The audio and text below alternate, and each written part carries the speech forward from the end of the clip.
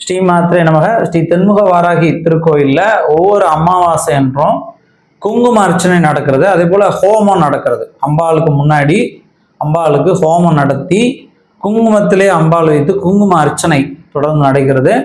இந்த அமாவாசைங்கிறது என்ன அப்படின்னா, அம்மாவாசை, அம்பாள் வாசம் செய்யக்கூடிய நாள். அதே போல் முன்னோர்களால் வரக்கூடிய பாவங்கள், பித்ருக்கள் தோஷம், முன்னோர் தோஷம், தந்தை வழி சாபம், குல சாபம், அப்படி முன்னோர்களால் வரக்கூடிய சாபங்களை நீக்குவதுதான் அமாவாசை.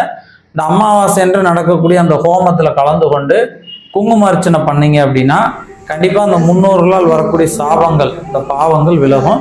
அப்படி குங்கும அர்ச்சனை பண்ணணும்னு நினச்சிங்கன்னா கீழே இருக்கக்கூடிய இந்த நம்பரை தொடர்பு பண்ணிங்கன்னா உங்களுக்கு முழு விவரங்களும் அனுப்பி வைக்கப்படும்.